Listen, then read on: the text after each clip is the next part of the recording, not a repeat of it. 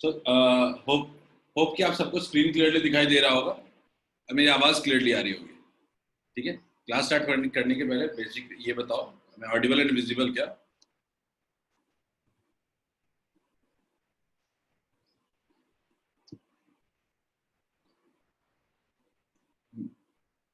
Yes, feel की वो clearly दिखाई भी दे रहा है और सुनाई भी दे रहा है। ग्रेट, चलो बढ़िया। तो अपन स्टार्ट करते हैं अपने टॉपिक से। तो इलेक्ट्रोमैग्नेटिक इंडक्शन का आज सेकंड लेक्चर है, लेकिन लेक्चर पहले से मैं हर बार की तरह अभी इस बार भी लास्ट लेक्चर को रिकॉल करवाऊंगा थोड़ा सा। ठीक है, बहुत क्विक रिकॉल करवाऊंगा, बहुत ज्यादा टाइम नहीं लूंगा। ठीक है, तो एक बार ले लेते हैं लेक्चर का इंडेक्स ले लेते हैं आज का। तो आज का लेक्चर इंडेक्स है जो रिकॉल करवाएंगे। उसके बाद फैराडेज लॉ की कुछ प्रॉब्लम्स करेंगे, लेंज लॉ पढ़ेंगे और लेंज लॉ का एप्लीकेशन देखेंगे थोड़ा सा, यानी लेंज लॉ के कुछ क्वेश्चंस देखेंगे। ठीक है, ये हमारा यानी आज हम लोग पूरे लॉज ऑफ इलेक्ट्रोमैग्नेटिक इंडक्शन पूरे क्लियर कर देंगे। ठीक है, सबसे पहले लेते हैं फैराडे। सबसे पहले याद करिए, ये हेनरी और फैराडे एक्सपेरिमेंट की बात करते हैं। पहला याद करिए, पहला एक्सपेरिमेंट। ठीक है, पहला एक्सपेरिमेंट क्या था? हमने क्या किया, एक बार मैग्नेट के सामने एक मैग्नेट को रेस्ट कर दिया। तो गैल्वेनोमीटर में कोई ऑब्जर्वेशन नहीं हुआ। गैल्वेनोमीटर में हमने देखा कि कोई ऑब्जर्वेशन नहीं हुआ। कंक्लूजन क्या था? स्टैटिक कंडीशन में कोई भी करंट इंड्यूस नहीं होता है। क्लियर है? स्टैटिक कंडीशन में कोई भी करंट इंड्यूस नहीं होता है। ठीक है, पहला एक्सपेरिमेंट था। हमने सोचा कि जब मैग्नेट को सीधे से रख दोगे एक कॉइल के सामने तो कोई भी करंट इंड्यूस नहीं होता है। आगे देखते, उसके बाद हमने क्या किया कि एक मैग्नेट को हमने क्या किया, एक कॉइल की तरफ मूव किया। तो जैसे मूव किया तो हमने देखा कि गैल्वेनोमीटर में थोड़ा डिफ्लेक्शन हो रहा है। एक दिमाग में बात आई कि चलो कहीं मोशन की वजह से, कहीं मोशन होने की वजह से ही कहीं मोशन होने की वजह से ही हमारा गैल्वेनोमीटर में करंट इंड्यूस नहीं हो रहा है, या पूरे कॉइल में करंट इंड्यूस नहीं हो रहा है। फिर हमने क्या किया कि एक बार ऑपोजिट डायरेक्शन में मूव किया। हमने देखा कि जब जब आपका ये मैग्नेट ऑपोजिट डायरेक्शन में मूव कर रहा है तो गैल्वेनोमीटर का डिफ्लेक्शन जो है रिवर्स हो गया। ठीक है, तो सिंपल सा मतलब है कि एक मैग्नेट अगर एक कॉइल के आसपास मूव करेगा तो एक करंट इंड्यूस करेगा ही करेगा। ठीक है, ये थॉट प्रोसेस एक आया हमारे पास। इसके बाद फोर्थ एक्सपेरिमेंट पे आते हैं। फोर्थ एक्सपेरिमेंट हमने देखा कि हमने बार बार मैग्नेट के मूवमेंट की बात कर रहे थे, इस बार हमने क्या किया कि कॉइल को ही मूव कर दिया। हमने जब कॉइल को मूव किया तो हमने अगेन ऑब्जर्व किया कि कॉइल के मूव करने पे भी करंट इंड्यूस हो रहा था। इसका मतलब कि आइदर कॉइल और मैग्नेट दोनों में से कोई एक भी मूव करेगा तो करंट इंड्यूस हो जाएगा। सबके कंक्लूजन यहाँ पे लिखे हुए हैं। ठीक है, moving to the next part and last experiment. हमने देखा कि दोनों मूव कर रहे हैं एक सर्टेन वेलोसिटी से, दोनों एक साथ मूव कर रहे हैं, यानी मूव दोनों कर रहे हैं। इस बार हमने पहले कंक्लूजन निकाल रखा था मोशन की वजह से हो रहा है। हमने देखा कि दोनों मूव कर रहे हैं लेकिन सेम वेलोसिटी से मूव कर रहे हैं तो कोई करंट इंड्यूस नहीं हो रहा है। ठीक है, इसका क्लियर कट मतलब है कि मोशन इंपॉर्टेंट नहीं है, दोनों के बीच एक रिलेटिव मोशन इंपॉर्टेंट है। दोनों के बीच कम से कम एक रिलेटिव वेलोसिटी होना चाहिए। ठीक है, दोनों के बीच एक रिलेटिव वेलोसिटी होना चाहिए। बोले क्लियर है? ये रिलेटिव वेलोसिटी अगर होगा तभी दोनों के बीच का सेपरेशन या तो इंक्रीज करेगा या तो डिक्रीज करेगा, और इसी केस में गैल्वेनोमीटर में डिफ्लेक्शन होगा। तो हमने बहुत ही फाइनल कंक्लूजन ड्रॉ कर दिया इसे कि current is induced in the coil. Current coil में इंड्यूस होता है when relative separation between coil and magnet change, यानी कॉइल और मैग्नेट के बीच का जो रिलेटिव सेपरेशन है, ठीक है, वो अगर चेंज होगा तो उसी केस में हम लोग कहते हैं करंट इंड्यूस होगा। क्लियर है क्या? ये आपका फिफ्थ एक्सपेरिमेंट था। तो इससे एक आइडिया हमको मिल गया कि इलेक्ट्रोमैग्नेटिक इंडक्शन होता क्या है। ठीक है, आगे देखते हैं। हम इलेक्ट्रोमैग्नेटिक इंडक्शन के डेफिनेशन पे आते हैं। ठीक है, गौर से देखिए, इसमें आपको दो फिगर दिख रहे हैं। ऊपर वाले फिगर में आप गौर से देखिए तो आपका जो मैग्नेट है वो कुछ यहाँ पे है, और ये बढ़ के मैग्नेट कहाँ आ गया है, कुछ यहाँ पे आ गया है। ठीक है, ये मैग्नेट क्या हुआ है, कुछ इधर की तरफ मूव कर गया। मैग्नेट आपका जब इधर से मूव किया तो क्या चेंज आया है कॉइल के थ्रू? तो कॉइल के थ्रू जो पहले आपके 4 मैग्नेटिक फील्ड लाइंस पास कर रहे थे, अब कितने पास कर रहे हैं? 6 पास कर रहे हैं। यानी number of magnetic field lines passing through the loop changes या इसका कॉन्ट्रेरी में कह सकते हैं कि magnetic field through the coil also changes. तो हम इलेक्ट्रोमैग्नेटिक इंडक्शन का डेफिनेशन पढ़ते हैं। It can be defined as a production of electromotive force, EMF या वोल्टेज कह सकते हो, voltage across an electric conductor in a changing magnetic field. या तो कह सकते हो कि मैग्नेटिक फील्ड के चेंज की वजह से, या कह सकते हो मैग्नेटिक फ्लक्स के चेंज की वजह से। अब ये मैग्नेटिक फ्लक्स क्या होता है आप जानते हो? मैग्नेटिक फ्लक्स क्या होता है? Number of magnetic field lines. Clear है? यानी एक कॉइल में करंट इंड्यूस होता है due to change in magnetic flux through the coil. Clear है क्या? याद रहेगा? आगे देखते हैं, आगे बात करते हैं, रिकॉल करते हैं। मैग्नेटिक फ्लक्स याद होगा सबको, मैग्नेटिक फ्लक्स का यूनिट होता है वेबर, मतलब सबको पता है मैग्नेटिक फ्लक्स होता है हमारा number of magnetic field lines passing through a given cross sectional area. अगर मैं बात करूं, इसको रिप्रेजेंट करते हैं फाई से। फाई क्या होता है? B dot, phi equals to होता है बी डॉट ए। क्लियर है? Phi equals to B dot A. हो गया? ये हमारा होता है, ये हमारा थीटा है, तो क्या हो जाएगा? बी ए कॉस थीटा। मैं इस पे ज्यादा डिटेल में नहीं जा रहा हूँ, आगे बढ़ते हैं। फैराडेज लॉ पे हम लोग बात कर रहे थे। फैराडे के मेनली दो लॉ थे, ठीक है। पहला लॉ बताता है हमें कि क्या होता है इलेक्ट्रोमैग्नेटिक इंडक्शन, दूसरा बताता है कितना होता है, और तीसरा जो लेंज लॉ पढ़ने वाले हैं वो बताता है कैसा होता है। ठीक है, तो आज हम लोग बात करेंगे कि लास्ट दिन में बात किया था कि इलेक्ट्रोमैग्नेटिक इंडक्शन होता क्या है और इलेक्ट्रोमैग्नेटिक इंडक्शन अमाउंट कितना होता है। तो पहला लॉ तो बहुत ही सिंपल है, एक तरीके से कंक्लूजन है फैराडे लॉ का। It states that EMF is induced in the coil due to change in magnetic flux through it. ये तो अभी इतने देर से कहानी पढ़ रहे थे कि एक कॉइल में ईएमएफ इंड्यूस होता है due to change in magnetic flux through it. अब इसके साथ एक क्वेश्चन राइज होता है, कितना? तो फैराडे का सेकंड लॉ कहता है कि जो ईएमएफ इंड्यूस होता है, ईएमएफ इंड्यूस होता है is equal to rate of change of magnetic flux through the coil. Rate of change of magnetic flux कितना हो जाता है? Minus N times D phi upon dt, minus N times D phi upon dt। अब आपके मन में एक सवाल आता है, ये माइनस क्यों है? इसका जवाब आज क्लास में ही हमको मिल जाएगा। माइनस माइनस का जवाब हमको क्लास में मिल जाएगा। तो ईएमएफ इंड्यूस का फॉर्मूला होता है minus N times D phi upon dt। बोलिए क्लियर है क्या? यहाँ तक सबको क्लियर है क्या? ये लास्ट डे के टॉपिक्स थे, अगर ये क्लियर है तो हम आज क्वेश्चन कर सकते हैं। ईएमएफ इंड्यूस, अगर एवरेज की बात करते हैं तो ईएमएफ इंड्यूस कितना होता था? Minus N times total change in flux upon total time. ठीक है, और अगर इंस्टेंटेनियस की बात करते हैं तो क्या होता था? Minus EMF induce minus N T 5 upon D T. बोलिए क्लियर है? चलो आगे बढ़ते हैं।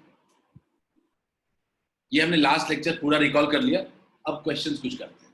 ठीक है, चलो फैराडे के फर्स्ट एंड सेकंड लॉ पे क्वेश्चन। पहला क्वेश्चन,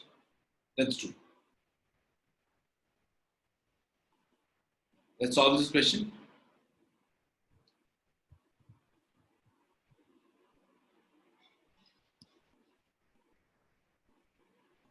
पोल लॉन्च कर दे रहा हूं। सिंपल क्वेश्चन है,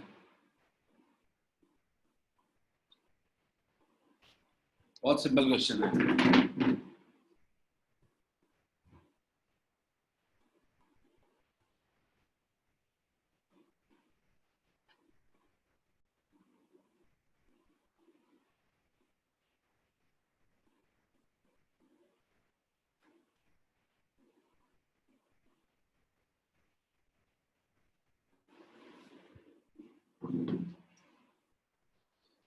अभी तक 9 रिस्पॉन्स आ चुके हैं।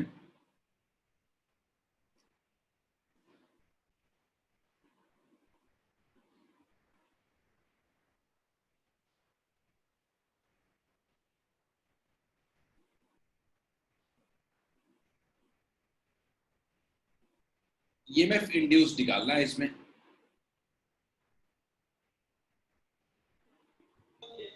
सही है कन्हैया, सही है प्रगति, बिल्कुल बेसिक फॉर्मूले पे है, इसको इस पे ज्यादा टाइम मत लीजिए।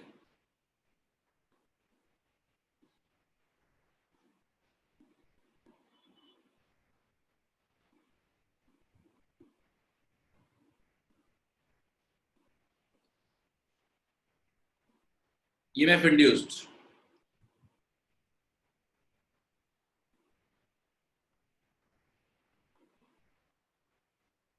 माइनस प्लस पे उतना ध्यान देने की जरूरत नहीं है, हम मैग्नीट्यूड पे ध्यान देते हैं। बिल्कुल सही, हमारे पास 32 रिस्पॉन्सेज आ चुके हैं, वेरी गुड, काफी लोग रिस्पॉन्ड किया, अभी भी बहुत लोग बचे हुए हैं, still 50% remaining. EMF induced equals to क्या होगा?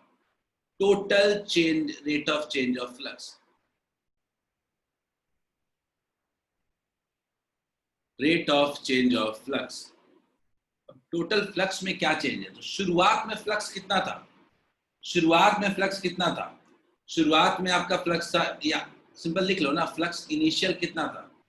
फ्लक्स इनिशियल था अपना B naught into A. Flux final कितना था? 4 B not A. Change in flux कितना हो गया? 3 बी नॉट ए। क्लियर है? तो कितना हो जाएगा?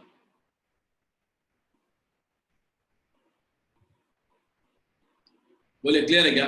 क्या आंसर है? 3 B not A upon T. 3 B not A upon T. Clear?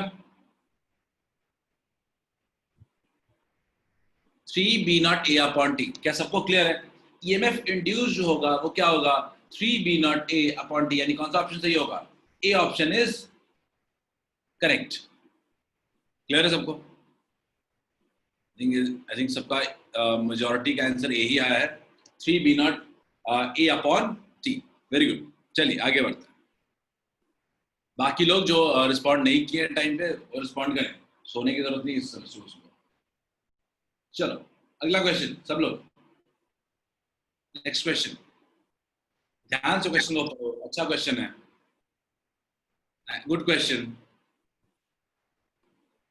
Pole launch कर रहा हूं, खासकर उनके लिए जो सो रहे हैं, कम से कम 28 लोगों ने रिस्पॉन्ड नहीं किया।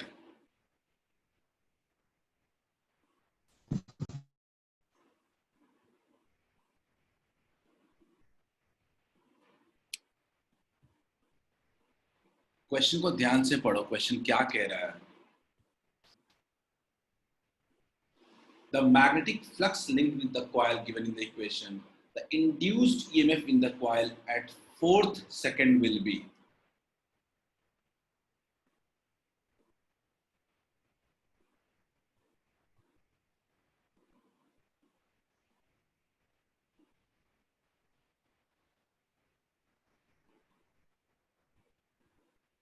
Fourth second it will be.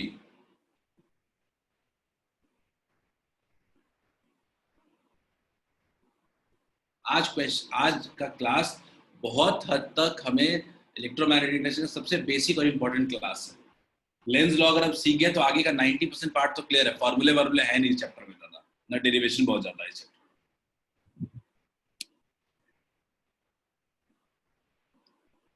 Getting some response, बहुत बढ़िया, 12 लोगों ने रिस्पॉन्ड किया, होपिंग फॉर मोर, जल्दी। पहले तो ये 4th सेकंड का मतलब समझ लेना पहले सब लोग। 4th सेकंड का मतलब बहुत ही क्रूशियल होगा इस क्वेश्चन को सॉल्व करने के लिए।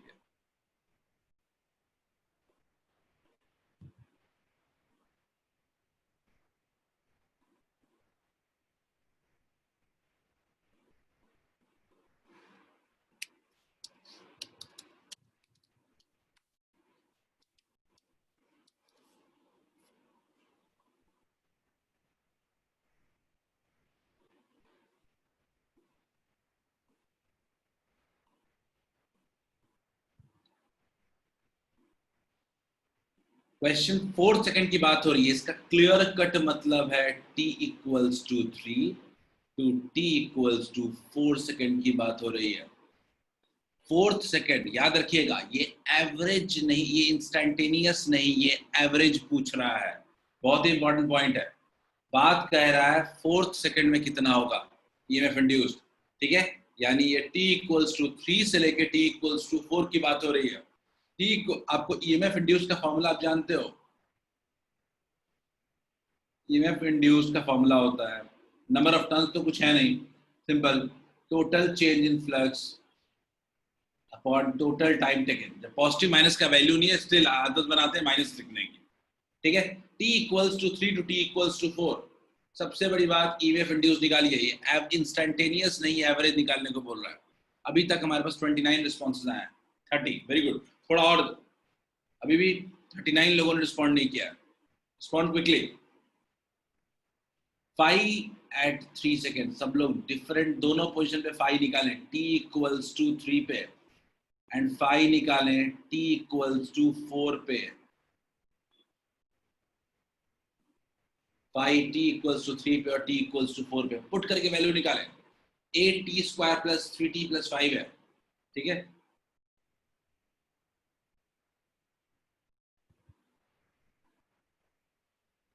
वन आ रहा है क्या, 81 वेबर आ रहा है क्या, और t इक्वल्स टू 4 पे, t इक्वल्स टू 4 पे कितना आ रहा है, 128, 128 प्लस 12, 128, 140 प्लस 140, क्या इतना आ रहा है क्या?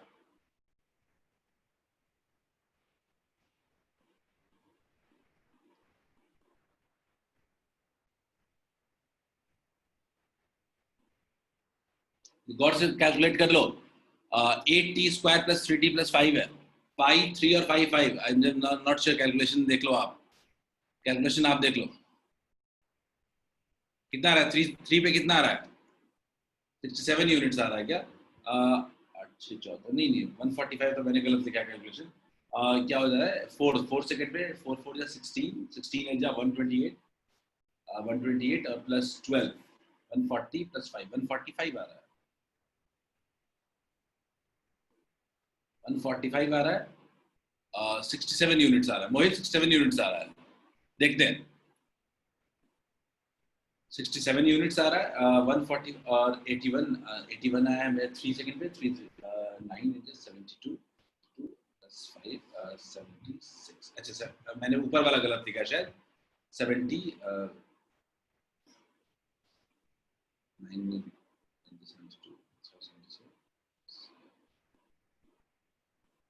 इट्स 86, ऊपर ऊपर में कितना आ रहा है?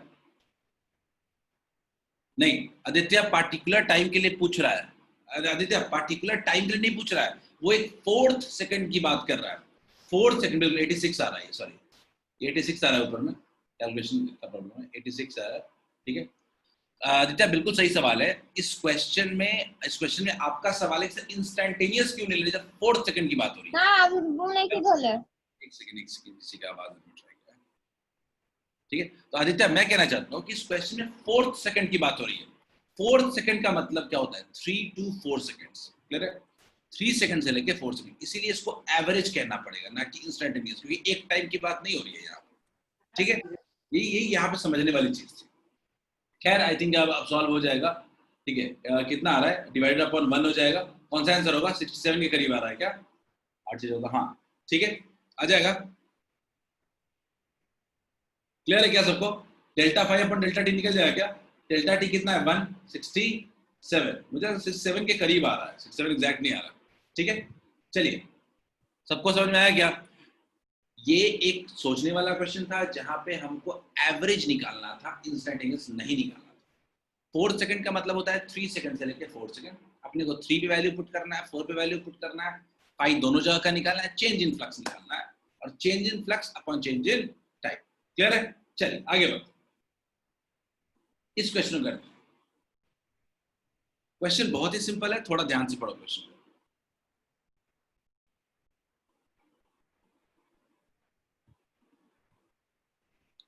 पोल को लॉन्च कर रहा हूं, बहुत ही इजी क्वेश्चन है,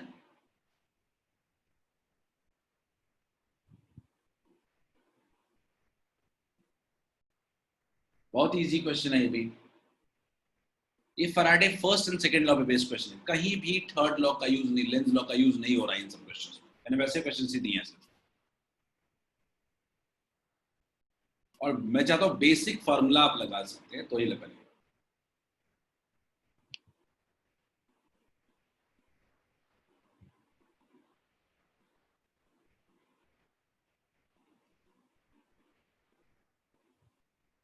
कहाँ एवरेज लगाना है और कहाँ इंस्टेंटेनियस लगाना है, इस पर खास ख्याल रखना पड़ेगा।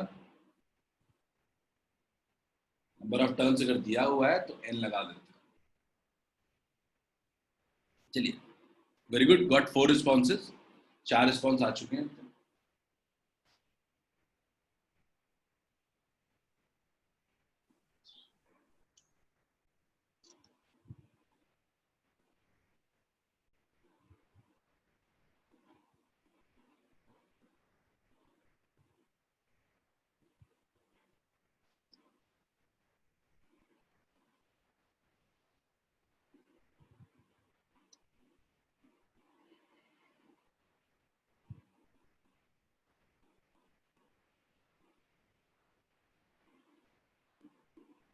वेरी गुड, बहुत बढ़िया। 22 रिस्पॉन्स आए हैं और मेजॉरिटी 20 लोगों का एक ही रिस्पॉन्स है। That's best part.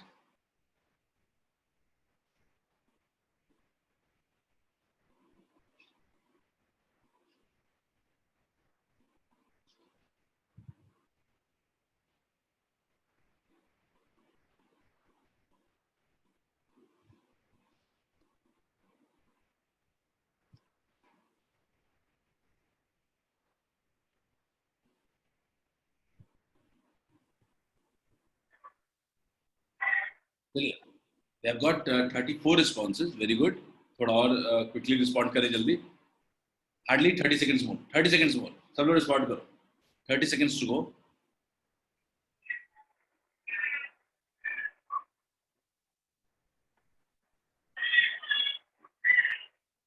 W2 minus W1, ये तो होगा ही।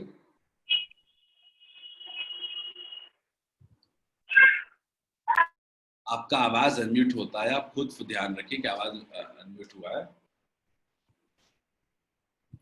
वेरी गुड, 38 रिस्पॉन्स आ चुके हैं।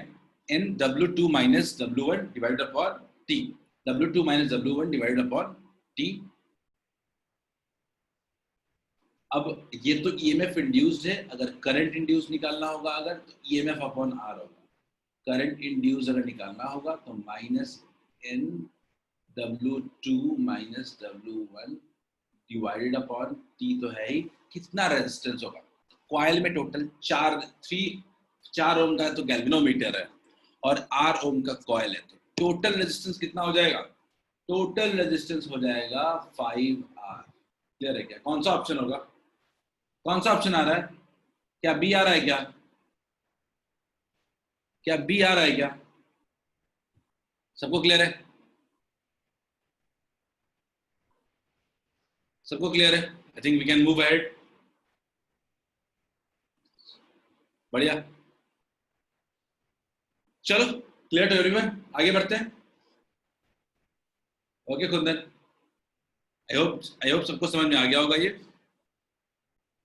आई एम क्लोजिंग द पोल, पोल को क्लोज कर रहा हूं। अगले क्वेश्चन की तरफ ध्यान देते हैं, ठीक है? और जितने लोग सो रहे हैं जाग जाए। ये क्वेश्चन, अब ये क्वेश्चन जो लास्ट क्लास अटेंटिव होगा उसके लिए बहुत इजी क्वेश्चन है। जो कल लास्ट क्लास में अटेंटिव थे उनके लिए ये वन लाइनर है।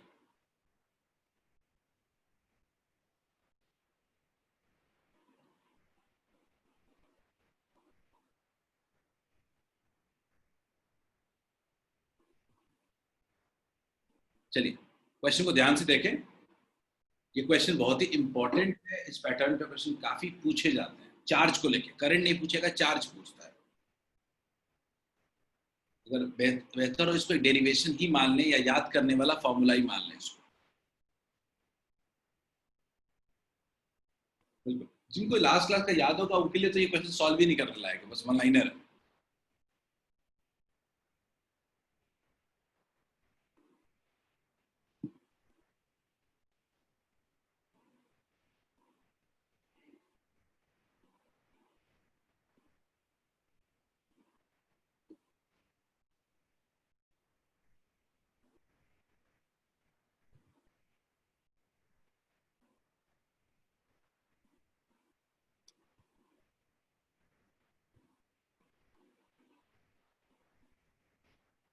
इलेक्ट्रोमैग्नेटिक इंडक्शन में इससे ज्यादा लेवल का आप जे नीट में उम्मीद ना करें। बोर्ड्स में बेहतर क्वेश्चन आ जाएंगे इससे।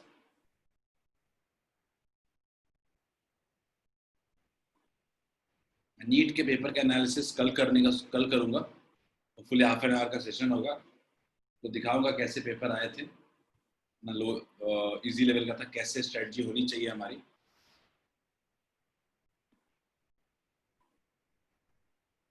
सो हमारे पास काफी रिस्पॉन्सेज आए हैं, बट स्टिल अगेन 28 ही आया अभी तक। स्टिल 44, अभी 43 बचे हुए रिप्लाई करने को। 33, वेरी गुड। रिप्लाई फास्ट, जल्दी रिप्लाई करें। Last 30 seconds, last 30 seconds.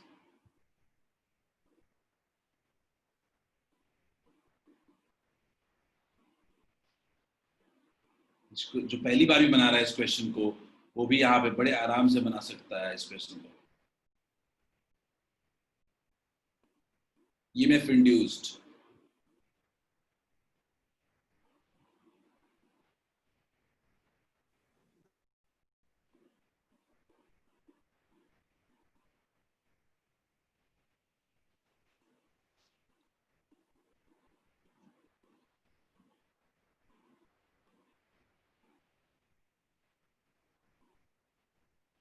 Current induce को चार्ज अपॉन टाइम लिख सकते हैं।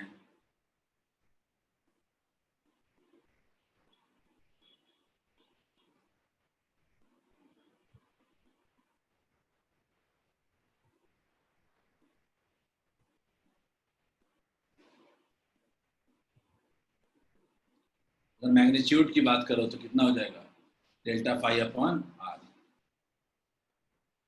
क्लियर है क्या सबको? सबको क्लियर है? Delta phi upon R. Total charge जो फ्लो करता है उसका फॉर्मूला होता है delta phi upon R. Majority लोगों ने 58% लोगों ने इसका आंसर डी दिया था, और काफी लोगों ने इसका आंसर दूसरा भी दिया था। सब लोग समझ लें, ईएमएफ इंड्यूस से हम लोग करंट इंड्यूस निकाल सकते हैं, और करंट इंड्यूस से चार्ज निकाल सकते हैं। बेहतर होगा कि फॉर्मूला याद ही रहे। और चार्ज क्या होता है? Delta phi, change in flux upon resistance. सीधा सीधा total charge flow equals to change in flux upon resistance. ठीक है, याद रहेगा? सबको याद रहेगा ये चीज? देख ले, चेक तो कर ही लूंगा मैं कि याद रहेगा कि नहीं रहेगा, बट आप बताएं। Total change in flux upon resistance of the coil. Total charge flowing through the circuit equals to total change in flux upon resistance of the coil. Clear है? एक लास्ट क्वेश्चन है प्रैक्टिस के लिए, इसके बाद हम लोग लेंज लॉ पे एंटर कर जाएंगे। ठीक है, और ये आपके मेमोरी का टेस्ट होगा कि आपने कितना अभी क्वेश्चन ठीक से बनाया है। ठीक है, और मुझे इस बार ना 60+ रिस्पॉन्सेज नहीं आया तो मैं आगे नहीं बढ़ूंगा इस क्वेश्चन। चलो आगे बढ़ते हैं। Last question of the day, last question of the day.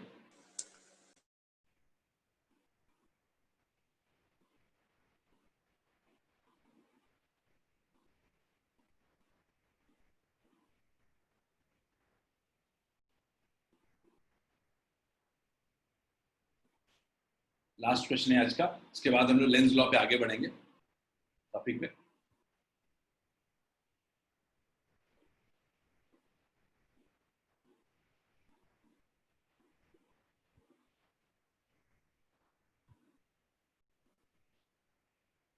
Question को ध्यान से पढ़ें।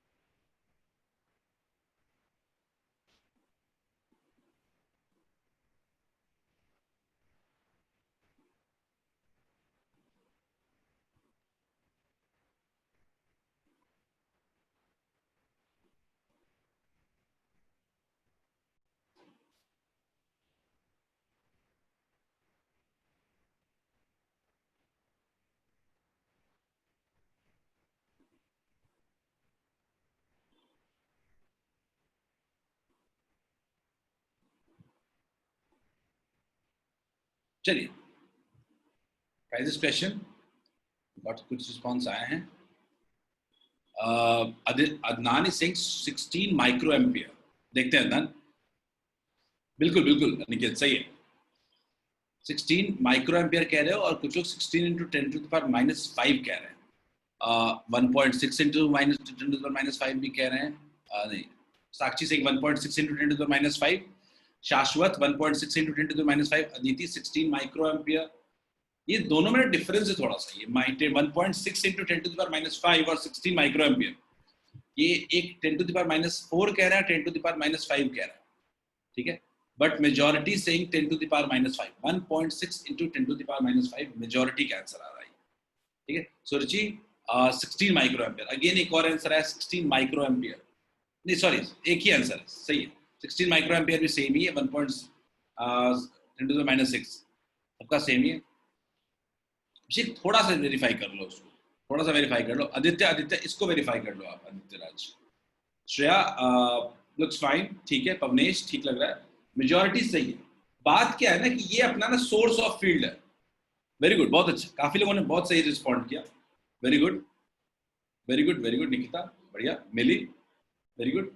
सो बहुत लोगों ने अच्छे से रिस्पॉन्ड किया इसका, और सबका आंसर सेम आया, सबसे अच्छी बात। तो अपने को ना यहाँ पे है क्या, तो एक अपने को बाहर से एक्सटर्नल फील्ड था, उसको स्विच ऑफ कर दे रहे हैं तो फील्ड जीरो हो जा रहा है, तो फील्ड जीरो हो रहा है तो उसकी वजह से फ्लक्स भी जीरो हो रहा है।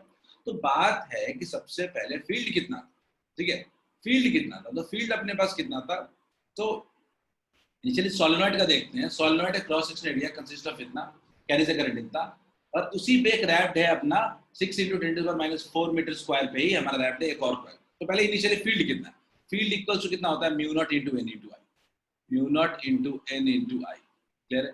Mu naught into N into I कितना हो रहा है, इन नंबर ऑफ टर्न्स कितना दिया हुआ है, 400 turns, mu naught into 400 into current कितना दिया हुआ है अपना, करंट था 0.4, क्लियर है। अब ये फ्लक्स इनिशियल बी था अपना, इसको क्या करना है, फ्लक्स में अगर फ्लक्स निकालेंगे तो क्या करेंगे, बी इंटू ए, इनिशियल फ्लक्स, और फाइनल फ्लक्स तो कितना है, 0 है। तो टोटल चेंज इन फ्लक्स कितना हो जाएगा, B into A. Total change in flux कोई पूछता है तो अपने को क्या क्या लिखेंगे हम लोग, सीधे सीधे B into A, total change in flux हो गया बी इंटू ए। और अपने को क्या चाहिए, करंट चाहिए, तो बी अपन क्या होगा, डिवाइड अपन क्या करना पड़ेगा, आर, डिवाइड अपन क्या करना पड़ेगा, आर, क्लियर है क्या। टोटल फ्लक्स अपॉन टाइम, सबसे पहले क्या निकालना पड़ेगा, EMF induced, EMF induced equals to क्या होगा, B A upon T, clear है। और अगर कोई मेरे से करंट इंड्यूस पूछता है तो करंट इंड्यूस क्या होगा, B A by T into R. बोलिए यही किया है क्या सब लोगों ने, क्या सबने यही किया है क्या, B A T upon R, everyone, B A T upon R यही किया है क्या, B A upon T R, ठीक है। अब कैलकुलेट करना है, आपने कैलकुलेट करना है तो सॉल्व कर लेते हैं, अपॉन टी इंटू आर, सारा वैल्यू अपने को पता है ना, सारे वैल्यू अपने को पता है। बी का वैल्यू अपने को पता है कि 400 इंटू 0.4, एरिया का वैल्यू पता है 6 इंटू 10 टू द पावर -4, आपको नंबर ऑफ, आपको टी का वैल्यू भी पता है, आपको टी का वैल्यू भी पता है। अच्छा एक चीज और याद रखना है कि जब जब बात करते हैं फ्लक्स की तो बी इंटू ए नहीं होगा सर, यहाँ पे क्या होगा, 10 इंटू बी इंटू ए होगा, 10 इंटू बी इंटू ए। क्यों, क्योंकि दूसरा जो कॉइल है जिसमें करंट इंड्यूस हो रहा है उसमें टर्न्स कितने हैं टोटल, 10, तो उसमें जो फ्लक्स होगा वो क्या होगा, 10 times B into A, N into B into A, clear है क्या, total N into B into A. यहाँ पे ध्यान रखना है, अगर थोड़ा सा अगर आपको और क्लियर करके दिखा दो, आपको थोड़ा सा क्लियर पिक्चर दिखा दो आपको, तो मैं गिव मी अ सेकेंड, थोड़ा आपको क्लियर पिक्चर दिखाता हूँ। तो अगर सिंपल सी बात करूंगा, सबसे पहले मैं बोलूंगा कि बी कितना है, तो बी अपना है mu naught into N into I. मैं एक एक करके फॉर्मूले के साथ लिख लेता हूँ। अपना बी इक्वल्स टू अपना है अपना mu naught into 400 into 0.4, clear है। अगर कोई मेरे को बोलेगा फ्लक्स कितना होगा सेकेंडरी कॉइल के, तो फ्लक्स मैं क्या बोलूंगा, N into B into A, N into B into A. N कितना है अपना 10 टर्न्स है, टोटल टर्न्स कितना, टोटल 10 दूसरे कॉइल का। बी कितना है, mu naught into 400 into 0.4 into area, area कितना है अपना, एरिया भी दिया हुआ है अपने पास 6 इंटू 10 टू द पावर -4। और कोई अपने को बोलता है कि बताओ ईएमएफ इंड्यूस कितना होगा, तो ईएमएफ इंड्यूस के लिए अपन करेंगे टोटल 5 अपॉन टी कितना हो जाएगा, mu naught into 10 into 400 into 0.4 into 6 into 10⁻⁻⁴ divided by time कितना है अपने पास 0.0। क्लियर है, हो जाएगा। आई थिंक अब आगे क्वेश्चन सॉल्व हो जाएगा आपसे, तो आगे क्वेश्चन सॉल्व कर लो, करंट इंड्यूस भी निकल जाएगा। खैर चलिए टॉपिक पे आगे बढ़ते हैं। टॉपिक पे आगे बढ़ते हैं, वो है हमारा सबसे इंपॉर्टेंट लेंस लॉ। ठीक है, बहुत ही इंपॉर्टेंट टॉपिक है, लेंस लॉ की बात करेंगे हम लोग। ये लेंस लॉ क्या है, ठीक है। तो हमने अभी थोड़ी देर पहले देखा कि ईएमएफ इंड्यूस के लिए हमने देखा कि फॉर्मूला अभी ईएमएफ इंड्यूस इक्वल्स टू क्या होता है, हमने देखा rate of change of flux. क्या होता है rate of change of flux, तो हमने ईएमएफ इंड्यूस का फॉर्मूला देखा, EMF induced equals to minus minus D phi upon dt, rate of change of flux. सबके मन में एक सवाल आना चाहिए, ये माइनस साइन का इंपॉर्टेंस क्या है, what do you mean by this minus sign, ये माइनस साइन एक्चुअल में क्या है। तो माइनस साइन को समझाता है लेंस लॉ। लेंस लॉ कहता है कि Lenz law of electromagnetic induction states that कि direction of induced EMF is such that it opposes the effect that produces it. ठीक है, कहने का मतलब यह है कि जो इंड्यूस्ड ईएमएफ जो होता है या इंड्यूस्ड करंट होता है, उसका डायरेक्शन ऐसा होता है कि ये जो सोर्स इसको प्रोड्यूस कर रहा है ये उसी को अपोज करता है। क्लियर, बस सिंपल सा थॉट। जो इसको प्रोड्यूस करता है उसी को ये क्या करता है, अपोज करता है। यही है simple Lenz law. Lenz law क्या होता है, opposes the effect that produces it. जो इसको प्रोड्यूस कर रहा है ये उसी को अपोज करेगा। अपोज करने का मतलब माइनस साइन अपने आप आ जाता है। माइनस साइन क्लियरली क्यों आता है, बिकॉज ये अपोज करने की बात है। हमेशा क्या करता है, ये अपोज करता है to the source which produces it. क्या सबको क्लियर है? क्या नहीं भी क्लियर है तो तुरंत थोड़ी देर में क्लियर हो जाएगा, क्योंकि हम बहुत सारे डायरेक्शन के क्वेश्चंस करेंगे। ठीक है, एग्जांपल लेता हूं, देखते हैं। मैंने कहा आपको कि मान लीजिए एक कॉइल रखा हुआ था। ठीक है, मैं कॉइल के पास एक मैग्नेट के उसके तरफ लेके जा रहा हूँ, करंट इंड्यूस होगा, आप देख चुके हो एक्सपेरिमेंट में। अब बात है कि करंट कैसा होगा, क्लॉकवाइज दिखेगा, एंटी क्लॉकवाइज दिखेगा, ईएमएफ कैसा इंड्यूस होगा, वोल्टेज कैसा इंड्यूस होगा। तो हमने क्या देखा कि जब हम नॉर्थ को उसके तरफ लेके जा रहे हैं तो सोर्स क्या हो रहा है, उसके तरफ आ रहा है। तो ये जो कॉइल होगा, कॉइल ऐसा करंट इंड्यूस करना चाहेगा ताकि इस मैग्नेट को अपने पास आने से रोके। मैग्नेट का मोशन, एक्चुअल मोशन क्या है, गोइंग टुवर्ड्स द कॉइल, ये उसको रोकने की कोशिश करेगा। तो अगर रोकने की कोशिश करेगा तो यहाँ पे ये कौन सा पोल बनाने की कोशिश करेगा, इस साइड में क्या ये नॉर्थ पोल बनाने की कोशिश करेगा क्या, खुद समझो। क्या इस एंड पे ये क्या कोशिश करेगा, नॉर्थ पोल बनाए। नॉर्थ पोल किसी साइड से बनने का मतलब क्या होता है, करंट का डायरेक्शन क्या होता है, एंटी क्लॉकवाइज। याद करिए नॉर्थ पोल, मैंने बताया था क्लॉक रूल। नॉर्थ पोल का मतलब क्या होता है, एंटी क्लॉकवाइज। साउथ पोल का मतलब क्या होता है, क्लॉकवाइज। तो अगर यहाँ पे मुझे रिपेल करना है तो यहाँ पे डायरेक्शन क्या होना चाहिए, यहाँ पे डायरेक्शन होना चाहिए एंटी क्लॉकवाइज होना चाहिए, यानी नॉर्थ पोल बनना चाहिए। नॉर्थ पोल बनने का मतलब कैसा, ऐसा। क्लियर है, करंट का डायरेक्शन क्या होना चाहिए, कुछ ऐसा होना चाहिए, एंटी क्लॉकवाइज। बोलिए क्लियर है क्या, करंट तभी ये रिपेल करेगा। तो ये क्या करेगा, ये उसको अपने पास आने से रोकेगा। It opposes the effect that produces it, यही है लेंस लॉ। अब आपको करंट का डायरेक्शन जैसे ही पता चल गया, आप ईएमएफ का भी डायरेक्शन निकाल सकते हो। कैसे, ऐसे। बैटरी का डायरेक्शन क्या होना चाहिए, बैटरी का डायरेक्शन जो होना चाहिए वो ऐसा होना चाहिए, करंट इस तरह का प्रोड्यूस हो। तो पहले करंट इंड्यूस का डायरेक्शन निकालिए, फिर उससे आप वोल्टेज ईएमएफ इंड्यूस का डायरेक्शन निकालिए। पहले आई का निकालिए, फिर वोल्टेज का निकालिए। क्लियर है सबको? क्या ये मेरी बात सबको समझ में आई क्या?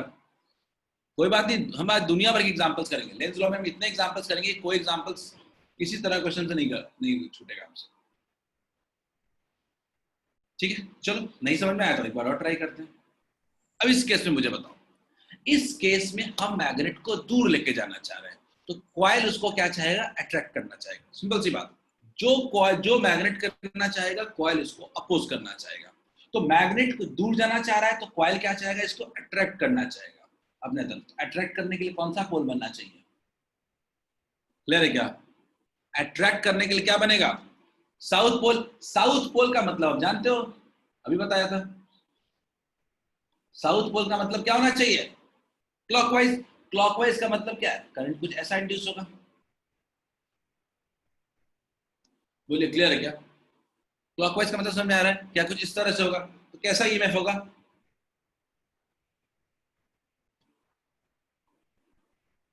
बोलिए, क्लियर है क्या? कितना होगा इस पे तो बात कर ही चुके हैं, कितना होगा ये तो बात कर चुके हैं। अभी हम सिर्फ और सिर्फ डायरेक्शन की बात कर रहे हैं, मैग्नीट्यूड निकालना हमें पता है, ठीक है। हम बात कर रहे हैं डायरेक्शन की, क्लियर है सबको? मुझे लगता है कि 2 मिनट के अंदर ना सारा डायरेक्शन आप बताने लगोगे और टॉपिक अभी 10 मिनट के अंदर पूरा लेंस लॉ खत्म हो जाए। आगे बढ़ते हैं, मुझे कुछ नहीं करना, मुझे हर जगह डायरेक्शन बनाना है। इस केस में बताओ, साउथ टू, इस केस में कौन सा पोल बनना चाहिए मैग्नेट के साइड कॉइल में?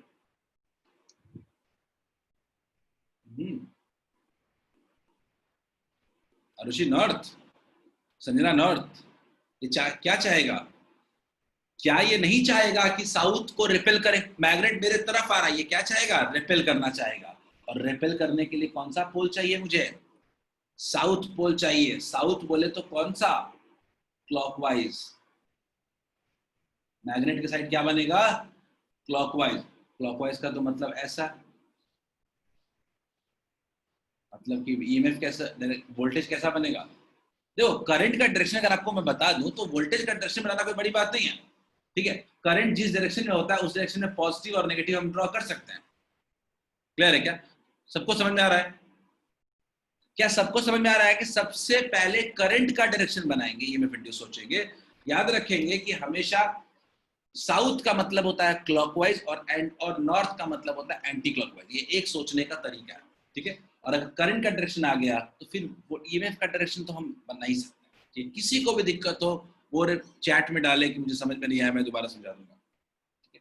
और तब तक के लिए अगले क्वेश्चन पे मूव करते हैं। इसमें बता दो जल्दी से, कौन सा पोल?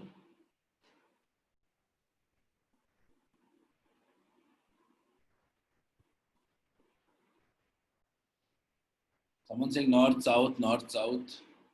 रिचारा सिंह एंटी क्लॉकवाइज बोले तो आप कहना चाह रहे हो नॉर्थ।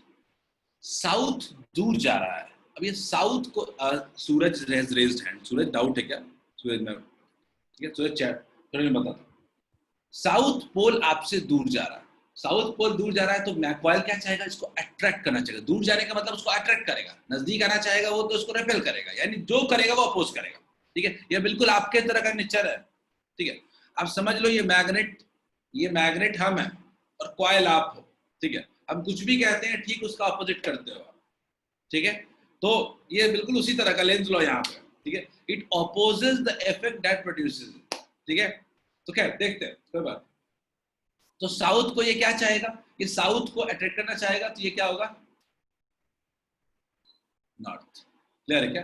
साउथ को अट्रैक्ट करने के लिए क्या बनेगा? नॉर्थ। नॉर्थ का मतलब क्या होता है? Anti, anti clockwise, anti clockwise. सबसे पहला काम, नॉर्थ एंटी क्लॉकवाइज बनाएंगे कैसे? एंटी क्लॉकवाइज कॉइल में देख लो कैसा होगा, ऐसा होगा क्या? खुद से देख लो एंटी क्लॉकवाइज कैसा होगा, ऐसा होगा क्या? ठीक है। और इसका अब इसमें कैसा बनेगा आपका बैटरी, कैसा बनेगा? ऐसा बनेगा। क्लियर है क्या? बैटरी बनेगा कुछ नीचे की तरफ, सही है क्या? ये आपका क्या हो गया नॉर्थ। अब इसमें किसी को डाउट था? किसी ने हैंड रेस किया था, मैं एक सेकंड देख लेता हूँ। हाँ, किसी को डाउट है क्या इसमें? क्या सबको समझ में आ रहा है कि how to draw induced EMF and induced voltage, ठीक है। और टेंशन नहीं लेना, बहुत से एग्जांपल्स करेंगे हम लोग इसको, ठीक है। क्लियर है? चलो गिव मिनट, चलो मैं 10 सेकंड देता हूँ जल्दी। इफ एनीवन, किसी को भी कोई डाउट है इसमें तो बताओ, अगर मैं और आगे एग्जांपल्स में बढ़ूंगा, ठीक है। और जिनको डाउट नहीं है वो इस क्वेश्चन को करें, देखें। जिनको भी डाउट है तो पूछें, नहीं है तो श्रेया शंकर सिंह रिपीट। ओके, मैं इस क्वेश्चन के बाद 2 मिनट लूंगा और पूरा रिपीट करूंगा एक बार, डोंट वरी, ठीक है। नॉर्थ टूवर्ड्स, नॉर्थ आ रहा है, कॉइल के तरफ नॉर्थ आ रहा है, मकसद नॉर्थ को रिपेल करना। मैं क्या क्या चाहूंगा यहाँ पे? नॉर्थ को रिपेल करना चाहूंगा। कैसा बनाऊंगा? नॉर्थ को रिपेल करना चाहूंगा। यार डायरेक्शन क्या होना चाहिए? एंटी क्लॉकवाइज होना चाहिए, सही बात है। पक्का एंटी क्लॉकवाइज होना चाहिए ना, कई लोगों ने क्लॉकवाइज बोला था, नहीं एंटी क्लॉकवाइज, ठीक है। हाँ आदित्य, ये दिक्कत हो गया आदित्य। इसमें क्या होता है ना कि मेरे पास वो डायग्राम नहीं था। जनरली क्या होता है, आगे पीछे के पार्ट को ना डॉटेड लाइन से बना देता है, ठीक है। इतनी दिक्कत एग्जाम में नहीं होगी आप, ठीक है। और ये वाले पार्ट में थोड़ा दिक्कत होगा, लेकिन आगे जितने क्वेश्चन करेंगे उसमें ये आपका सवाल सही है कि कौन सा पार्ट आगे है कौन सा पार्ट पीछे है। मैं अब एक काम करता हूँ, आगे थोड़ी देर में बता देता हूँ। ये एंटी क्लॉकवाइज डायरेक्शन पता चल गया। अब करंट का डायरेक्शन आपको पता चल जाए ना कभी भी, तो आपको वोल्टेज का डायरेक्शन ड्रॉ करना बड़ा आसान है। एक ईएमएफ इंड्यूस कैसा हो रहा है, कुछ इस तरीके से, क्योंकि हमेशा पॉजिटिव से करंट बाहर निकलता है और नेगेटिव के एंटर करता है। क्लियर है? ये आप इस तरीके से कन्विंस से बना सकते हैं। खैर चलो जल्दी से, मैं 1 मिनट टाइम लूंगा, मैं पूरा रिकॉल कर देता हूँ। एक आदित्य ने बहुत इंपॉर्टेंट पॉइंट रेज किया है कि सर मुझे इस तरह के क्वेश्चन ये समझ में नहीं आता है कि कौन सा पार्ट है एंटी क्लॉकवाइज क्लॉकवाइज, तो आप बता देते हो मुझे लगता है। आपका आपका पॉइंट है कि सर मुझे एंटी क्लॉकवाइज क्लॉकवाइज तो पता चल जाता है, मुझे ये नहीं पता चलता कौन सा पार्ट बाहर है कौन सा पार्ट अंदर है। जल्दी से आदित्य देख लेते हैं, ठीक है। सबसे पहली बात याद रखिएगा, ये वाला पार्ट जो है वो अंदर है, ये वाला पार्ट जो है वो अंदर है, पीछे वाला पार्ट, ये पार्ट अंदर, ये पार्ट बाहर है, ठीक है आदित्य।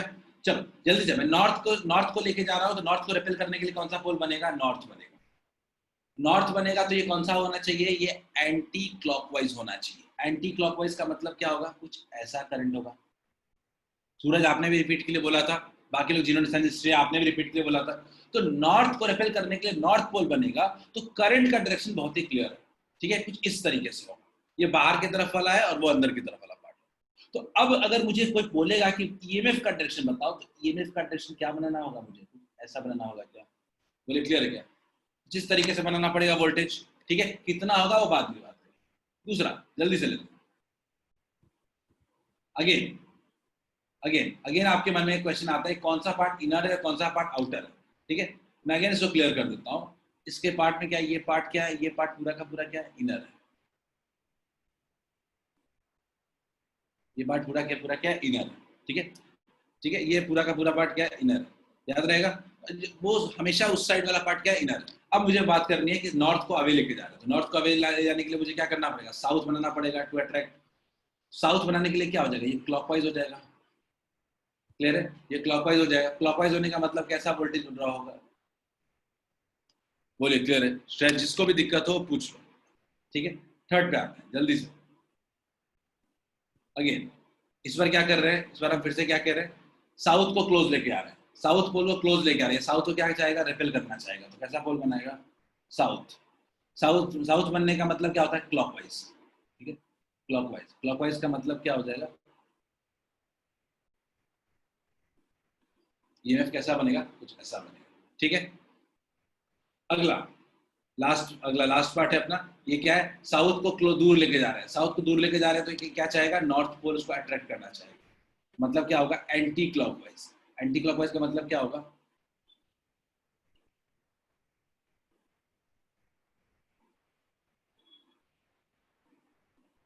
क्लियर है सबको? I think I just hope कि सबको समझ में आ चुका होगा इतना। अब अपन आगे बढ़ते हैं, ठीक है। अब आते हैं बहुत ही इंपॉर्टेंट कॉन्सेप्ट पे, वो है Lenz law and conservation of energy, ठीक है। बहुत ही इंपॉर्टेंट कॉन्सेप्ट है कि कैसे लेंज लॉ और कंजर्वेशन ऑफ एनर्जी को रिलेट किया गया। आखिर लेंज लॉ सही क्यों है, लेंज लॉ की वैलिडिटी क्या है, how Lenz law can be proved, ठीक है। कई लोगों के मन में क्वेश्चन आया कि कैसे कह सकते हैं कि it opposes the effect that produces it. इसका एक्सप्लेनेशन एनसीईआरटी में तो दिया हुआ है, लेकिन समझ में नहीं आएगा अगर आपने डायरेक्टली पढ़ा। मैं समझाने की कोशिश करता हूँ, ये बहुत ही इंपॉर्टेंट डायग्राम है, ये स्लाइड है अपना, ठीक है। तो मैं क्या कह रहा हूँ, ये कॉइल है अपना, कॉइल के बगल में हमने क्या किया, एक मैग्नेट रख दिया, ठीक। और हमने क्या किया, मैग्नेट को हल्का सा पुश कर दिया, मैग्नेट को क्या किया, हल्का सा पुश कर दिया, ठीक है। पुश कर दिया वेरी लो वेलोसिटी। हमने क्या किया, consider the magnet kept along axis and slightly push towards the coil, ठीक है। हमने क्या किया, उसको स्लाइटली कॉइल के टुवर्ड्स पुश कर दिया, ठीक है, कॉइल के टुवर्ड्स पुश कर दिया। Let us assume that current induced, हम लोग अज्यूम करते हैं, हमने बोला कि चलो आपकी थ्योरी को नहीं मानते, आपकी थ्योरी को गलत मानते हैं, और हम अज्यूम कर लेते हैं कि जो करंट कॉइल में इंड्यूस हो रहा है वो अपोज नहीं कर रहा, वो सपोर्ट कर रहा है, एक कॉन्ट्रडिक्शन क्रिएट करते हैं। हमने अज्यूम किया कि अपोज नहीं कर रहा, सपोर्ट कर रहा है। तो हमने क्या देखा कि जैसे हमने हल्का सा पुश किया मैग्नेट को, वैसे ही इस कॉइल में करंट इंड्यूस हुआ, और अट्रैक्ट करने के लिए क्या क्या हो गया यहाँ पे क्रिएट हुआ होगा, साउथ पोल। नॉर्थ को अट्रैक्ट करना है अगर, तो कौन सा पोल बनना चाहिए, साउथ।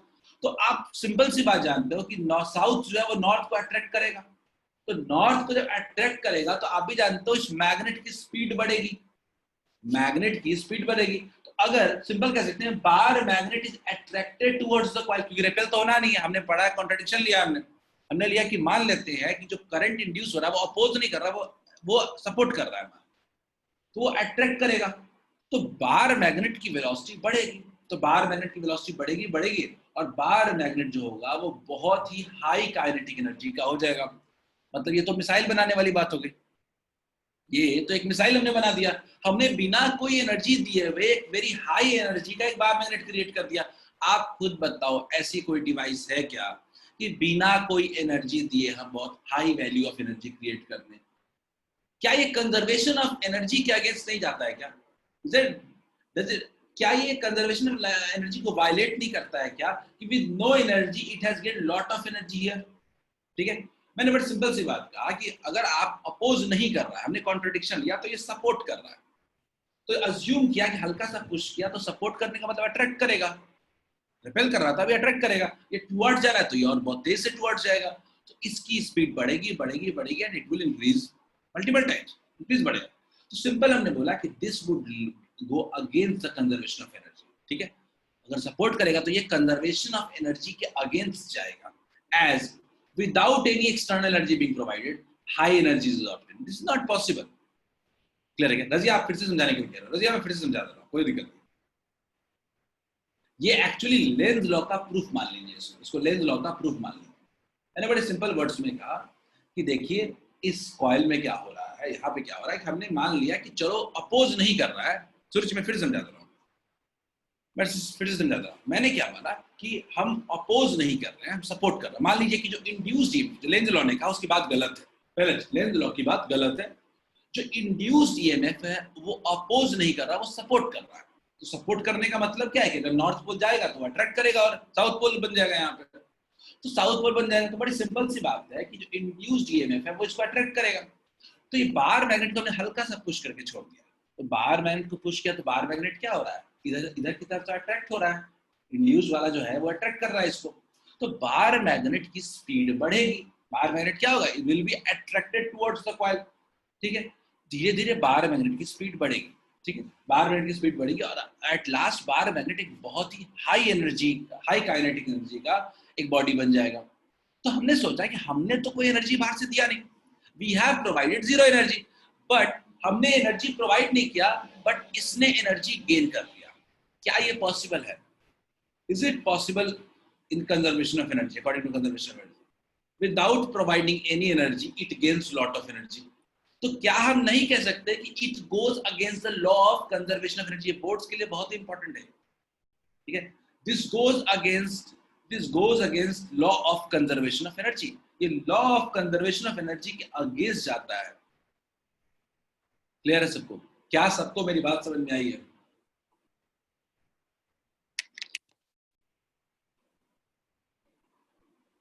ठीक है, तो ये पॉसिबल नहीं है, ये सिनेरियो कभी भी सपोर्ट नहीं कर सकता। इसका मकसद, इसको हमेशा हमेशा क्या करना पड़ेगा, अपोज ही करना पड़ेगा। तो ये जो कॉन्ट्रडिक्शन हमने अज्यूम किया है कि सपोर्ट कर रहा है, ये सरासर गलत है, ये सरासर गलत है। लिख सकते हैं this contradiction we have taken is completely false. क्या क्लियर है क्या? ये लेंज लॉ का प्रूफ है एक्चुअली, ठीक है, और ये बहुत इंपॉर्टेंट। इसको अनिकेत ने क्वेश्चन पूछा है कि इसको चार्ज जैसा एक्सटर्नल फोर्स नहीं लगेगा, लगाएंगे क्या इसको? नहीं, इसको एक्सटर्नल फोर्स कुछ नहीं लगाया, इसको हल्का सा पुश कर दिया है जिसकी वजह से बस करंट इंड्यूस हो जाए, जैसे ही करंट इंड्यूस हुआ इसको अट्रैक्ट करने लगेगा। ठीक है, अभिषेक क्लियर है? सिंपल, तो सिंपल कहते हैं Lenz law is according to conservation of energy. ठीक है, इज बेस्ड, लेंज लॉ किस प्रिंसिपल पे बेस्ड है? तो लेंज लॉ बेस्ड है कंजर्वेशन ऑफ एनर्जी प्रिंसिपल पे बेस्ड है, ठीक है। अब लेंज लॉ में क्वेश्चन को सॉल्व करने के लिए दो की पॉइंट्स पढ़ेंगे और यही की पॉइंट आपके 90% क्वेश्चन को सॉल्व करेगा।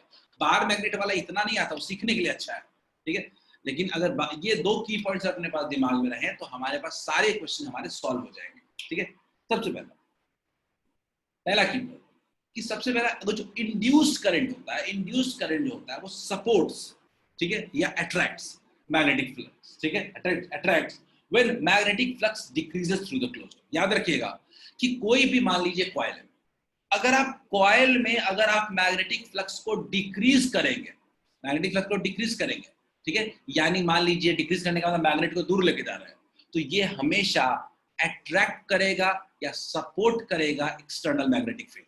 ठीक है, हमने ये देखा था ना, बाहर मैग्नेट को अट्रैक्ट कर रहा था। क्लियर है? ऑपोजिट इज ट्रू, अगर आप किसी कॉइल के थ्रू फ्लक्स को इंक्रीज करेंगे, फ्लक्स को इंक्रीज करेंगे, उस वक्त ये अपोज करेगा या रिपेल करेगा। अब आपने सोचा तो ये है कैसे, थोड़ा तुरंत समझ में आ जाएगा। मेरा सिंपल सा बात है कि देखो, एक ईएमएफ इंड्यूस करता कौन है? ईएमएफ इंड्यूस करता है एक्सटर्नल फील्ड करता है। ठीक है, एक्सटर्नल फील्ड ईएमएफ इंड्यूस करता है। अब एक्सटर्नल फील्ड जो ईएमएफ इंड्यूस कर रहा है, उसकी खासियत यही है कि आप या तो उसको सपोर्ट करेगा इंड्यूस करंट, या तो उसको अपोज करेगा। ठीक है, तो अगर आपका करंट, अगर आपका फील्ड बाहर से या फ्लक्स बाहर से बढ़ रहा है, तो वो फील्ड को अपोज करेगा, और अगर फ्लक्स डिक्रीज कर रहा है तो वो सपोर्ट करेगा। क्लियर है? जो वो कर रहा है उसका ठीक अपोजिट करेगा। ठीक है, मैं बहुत एक सिंपल एग्जांपल लेता हूं। देखिए, इतने एग्जांपल्स है अपने पास कि आज के बाद अपने को इसमें कोई दिक्कत नहीं आनी चाहिए। ठीक है, देखते हैं। मैंने एक कॉइल लिया है, एक magnetic field, dot magnetic field है। डॉट मैग्नेटिक फील्ड समझते हो, आउटवर्ड मैग्नेटिक फील्ड है। ठीक है, एक हमने रेक्टेंगुलर कॉइल लिया। मैं क्या कह रहा हूं, इस केस में बी को इंक्रीज कर रहा हूं। इस केस में मैं क्या कर रहा हूं, बी को इंक्रीज कर रहा हूं। ठीक है, मेरी मेरी बात से तो करना क्या है इसमें, इस कॉइल में बी इंक्रीज कर रहा है, यानी फ्लक्स भी इंक्रीज कर रहा है। समझो, बी इंक्रीज का मतलब फ्लक्स इंक्रीज। फ्लक्स इंक्रीज करने का मतलब है कि जो मेरा इसके अंदर करंट इंड्यूस होगा, ये फील्ड को अपोज करेगा। ये फील्ड को क्या करेगा, अपोज करेगा। तो फील्ड कैसे है, बाहर की तरफ। समझो, मेरी बात समझो, फील्ड क्या है, बाहर की तरफ। तो हमारा फील्ड, हमें अपोज करना है, तो कैसा होना चाहिए हमारा, हमारा फील्ड क्या होना चाहिए, अंदर की तरफ होना चाहिए। तो अपना हाथ क्या शो कर रहा है, अपना हैंड शो कर रहा है करंट का डायरेक्शन। तो कैसा हो गया, डायरेक्शन कैसा हो गया।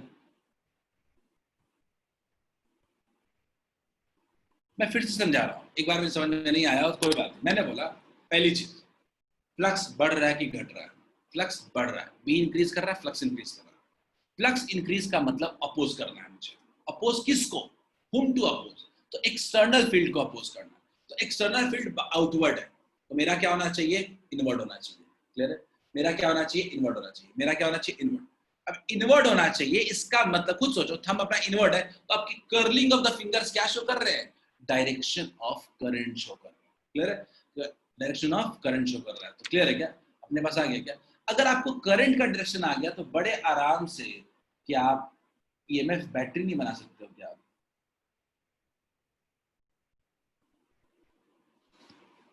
बोलिए, क्लियर है क्या सबको? क्या आप बैटरी नहीं बना सकते हो? पहला करंट इंड्यूस ड्रॉ किया और फिर बैटरी बना दिया। सबको क्लियर है क्या ये कॉन्सेप्ट? ऐसे दुनिया भर के एग्जांपल्स करेंगे, एक में नहीं समझ में आया, अगले में आ जाएगा समझ में। दूसरा देखते हैं, बी डिक्रीज वाला।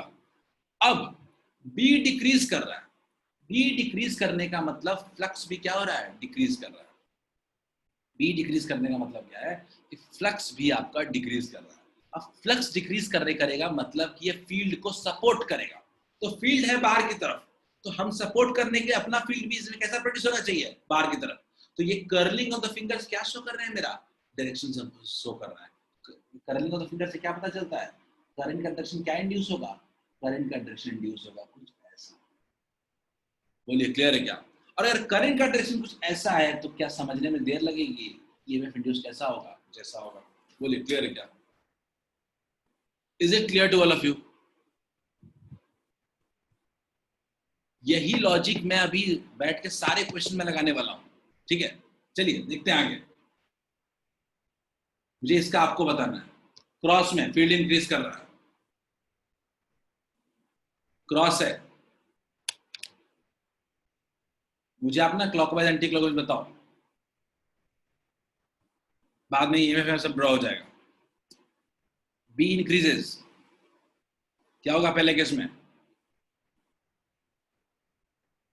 Anti clockwise. Pragati Singh anti clockwise, Arushi Singh, Aniket Singh anti clockwise, बाकी लोग, और संजना सिंह क्लॉकवाइज, संजना, निकिता सिंह क्लॉकवाइज। देखो, फिर से बता रहा हूं, समझने में दिक्कत आ रही है। ठीक है, फील्ड इंक्रीज कर रहा है, इंक्रीज करने का मतलब होता है फ्लक्स इंक्रीज कर रहा है। फ्लक्स इंक्रीज का मतलब हमें अपोज करना है। तो अभी अभी फील्ड क्या है, क्रॉसवर्ड, तो हमें अपोज करना है, तो हमारा क्या होना चाहिए, आउटवर्ड होना चाहिए। थंब क्या होना चाहिए, आउटवर्ड होना चाहिए। थंब अगर आउटवर्ड होना चाहिए क्योंकि हमें अपोज करना है, तो अपने आप कर्लिंग ऑफ द फिंगर क्या शो कर रहे हैं, एंटी क्लॉकवाइज। क्लियर है क्या संजना, क्लियर है क्या?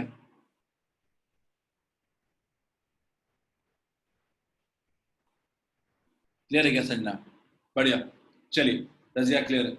क्यों ना अगला देखते हैं। अब अगले वाले में क्या दिमाग लगाओगे, अगले वाला तो अपोजिट है, ठीक है। अब डॉग क्रॉस इसको सपोर्ट करना है, तो क्या हो जाएगा, क्लॉकवाइज हो जाएगा। समझ में आ रहा है क्या ईएमएफ इंड्यूस कैसा होगा? मैग्नीट्यूड तो आपने देखा था, अब आप डायरेक्शन देख रहे हो, ठीक है। चलिए, मुझे लगता है इस पे भी दिमाग लगाने की जरूरत नहीं है। चलो ये बताओ, मैं क्या कह रहा हूं कि जो शेडेड वाला है वो इनिशियल साइज था, मैं उसको इलोंगेट करके साइज बढ़ा रहा हूं और एक में साइज घटा रहा हूं, ठीक है। चलो बताओ क्या होगा, एक में एरिया इंक्रीज कर रहा हूं, दूसरे में एरिया डिक्रीज कर रहा हूं, क्या होना चाहिए, क्या होगा करंट इंड्यूस में, जल्दी।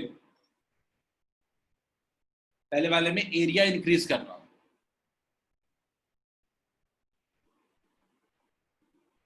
एरिया इंक्रीज कर रहा हूं।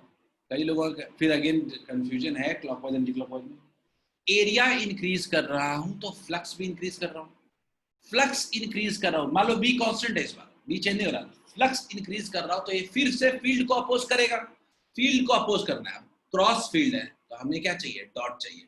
हम क्या शो करेगा, ऐसे। बोलिए क्लियर है क्या? मैं कह रितु सिंह समझ नहीं आ रहा, रितु मैं फिर से कह रहा हूँ, रितु अगर डाउट है तो ध्यान से देखिए, बहुत लेट पूछा, ठीक है। मैं फिर से इसके इसके थ्रू समझाना शुरू करता हूँ। बड़ी सिंपल सी बात है, किसी भी केस में सोचने का तरीका क्या है कि अपना फ्लक्स कॉइल के थ्रू बढ़ रहा है या घट रहा है, ठीक है। आप खुद सोचो, अगर आप area, Ritu respond to me, area को इंक्रीज कर रहे हो तो फ्लक्स क्या हो रहा है, इंक्रीज की डिक्रीज? फ्लक्स क्या हो रहा है, इंक्रीज और decrease? We are increasing the area. Sanjana saying increase, बढ़िया।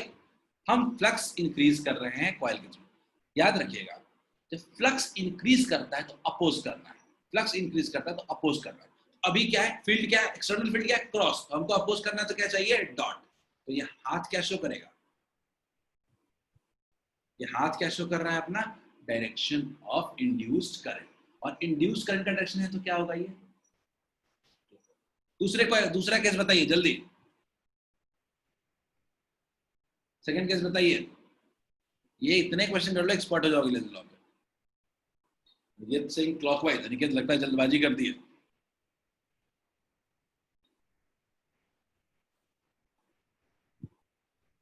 चलो कोई बात नहीं, देख लेते हैं।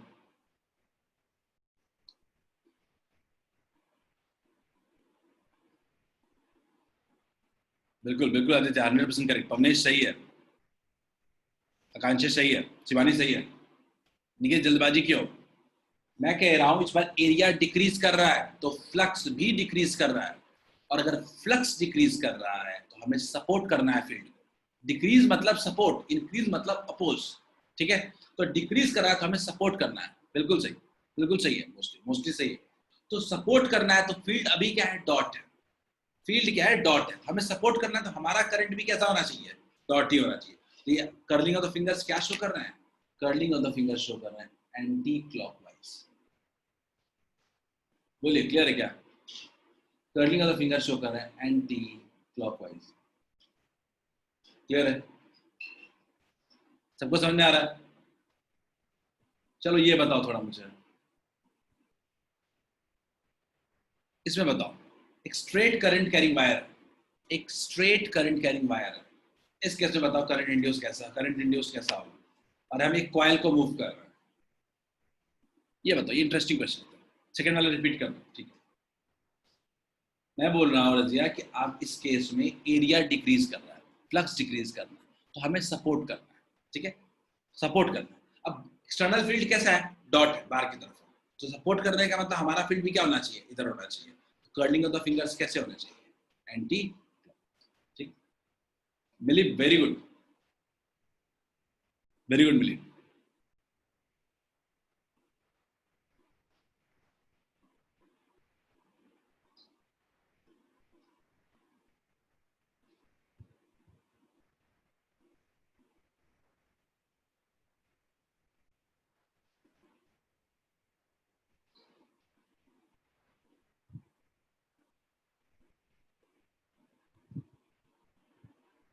पहले वाले फर्स्ट वाला देखते हैं।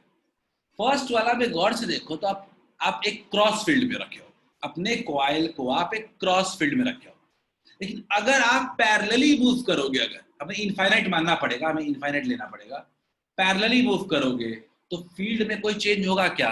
समझो, देखो फील्ड में चेंज हो रहा है क्या? नहीं। एरिया में चेंज हो रहा है क्या? नहीं। क्या थीटा में कोई चेंज हो रहा है क्या? नहीं। तो क्या हम नहीं कह सकते कि ईएमएफ इंड्यूस्ड क्या होना चाहिए? जीरो। क्योंकि फ्लक्स में तो कोई चेंज ही नहीं होगा पहले वाले केस में, क्योंकि कुछ चेंज हो ही नहीं रहा है। बोलिए क्लियर है क्या? फर्स्ट वाला केस बहुत ही क्रिस्टल क्लियर है कि पैरेलली मूव कर रहे हैं तो फील्ड तो दूर से जा नहीं रहा है, नजदीक तो आ नहीं रहा, तो फील्ड तो चेंज होगा नहीं, एरिया तो चेंज होगा नहीं, तो कुछ भी चेंज नहीं हो रहा है, तो ईएमएफ इंड्यूस्ड क्या है? जीरो। दूसरे केस में फाइनाइट वायर लेना, शिवानी फाइनाइट वायर लेना होगा तो दिक्कत हो। फाइनाइट वायर लेंगे तो फिर तो कैलकुलेशन में जाना पड़ेगा, तब नहीं कह सकते ये चीज। तो फाइनाइट वायर लेंगे तब ये चीज नहीं कह सकते, ठीक है? ये एंगल चेंज होने से भी चेंज हो जाता है, ठीक है? दूसरे केस में मैं बड़ी सिंपल सी बात कह रहा हूँ, मैं तो ऐसे क्वेश्चन को देखता हूँ, ये ईएमआई में तो सिर्फ पता बढ़ रहा है कि घट रहा है, सिर्फ इसी में सवाल। मान लो कॉइल को दूर लेके जा रहे हो, फ्लक्स बढ़ रहा है कि घट रहा है, ये बता दो मुझे बस। फ्लक्स इंक्रीज कर रहा है कि डिक्रीज कर रहा है, मुझे बता दो। मैं कॉइल को दूर लेके जा रहा हूँ, संजना ध्यान से, पता नहीं जल्दबाजी कर रहा हूँ।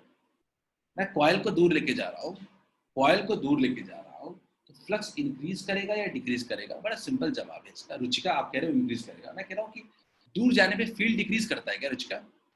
संजना, दूर जाने पे फील्ड डिक्रीज कर रहा है, तो फील्ड डिक्रीज करेगा तो फ्लक्स भी डिक्रीज करेगा। क्लियर है क्या? श्रीयम इंक्रीज कह रहे हो आप, मैं कह रहा हूँ जब कॉइल को दूर लेके जा रहे हो तो फील्ड क्या होता है? याद करिए formula, mu not I bye 2r। श्रीयम याद करिए, mu not I bye 2r, ठीक है? तो फील्ड डिक्रीज कर रहा है, और फील्ड डिक्रीज करने का मतलब क्या है कि फ्लक्स भी डिक्रीज करेगा, और फ्लक्स डिक्रीज करेगा तो सपोर्ट करना पड़ेगा फील्ड को। क्या मेरी बात समझ में आ रही है क्या? फ्लक्स अगर डिक्रीज करेगा तो अपने को सपोर्ट करना पड़ेगा। क्या मेरी बात समझ में आ रही है? इस कॉइल को दूर लेके जा रहे हैं तो फ्लक्स डिक्रीज कर रहा है, एंड फ्लक्स डिक्रीज का मतलब we will have to support field. हमें फील्ड को क्या करना पड़ेगा? सपोर्ट करना पड़ेगा। तो सपोर्ट करने का मतलब हमें क्या? क्रॉसवर्ड चाहिए होगा। क्रॉसवर्ड का मतलब अपने आप क्या हो जाता है? अपने आप हम कह सकते हैं क्लॉकवाइज होगा क्या?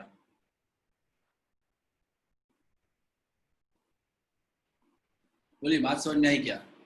श्रेया मैं फिर से रिपीट कर दे रहा हूँ, मैं इस कॉइल को दूर लेके जाने की कोशिश कर रहा हूँ। दूर लेके जाने की कोशिश करने का मतलब फील्ड डिक्रीज करेगा ऑब्वियसली, और एरिया तो चेंज हो नहीं रहा है, तो फील्ड तो दूर जाने में घटता ही है। फील्ड डिक्रीज करेगा तो क्या फ्लक्स भी डिक्रीज नहीं करेगा क्या? और अगर फ्लक्स डिक्रीज करेगा तो क्या हम सपोर्ट नहीं करेंगे क्या? क्या हमें सपोर्ट नहीं करना होगा क्या? ठीक है, फ्लक्स डिक्रीज का मतलब सपोर्ट करेंगे हम लोग। श्रेया समझा रहा हूँ, दोबारा बताओ समझ में आएगी। सपोर्ट करना है तो अभी फील्ड का डायरेक्शन क्या है? क्रॉसवर्ड है। सपोर्ट करने के लिए हमारा डायरेक्शन भी क्या होना चाहिए? हम क्या होना चाहिए? नीचे होना चाहिए, इनवर्ट होना चाहिए। सपोर्ट करने का मतलब क्या हो जाएगा? क्लॉकवाइज। क्लियर है क्या सबको? सपोर्ट और अपोज का खेल है सारा। चलो एक एग्जांपल दे दो मुझे, तीनों केस में बताओ ईएमएफ इंड्यूस का डायरेक्शन कैसा होगा। ज्यादा नहीं है मेरे पास, दो तीन हार्ड है। मैं एग्जांपल्स नहीं कराऊंगा, ये मतलब क्वेश्चंस नहीं कराऊंगा, ये दो डायरेक्शनल एग्जांपल्स करवा दूंगा। प्रत्युष डिक्रीज करेगा तो सपोर्ट, इंक्रीज करेगा तो अपोज। बिल्कुल सही, ये लॉजिक है हर जगह।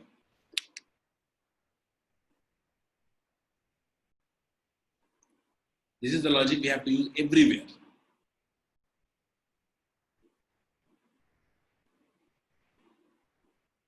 और गलतियां अगर आपसे हो रही है तो उसे सीखना है, कोई दिक्कत हो तो पूछो। इन द एंड आपको क्लास के एंड में आपको लेंस लॉ में हमेशा के लिए कॉन्फिडेंट हो जाना है बस।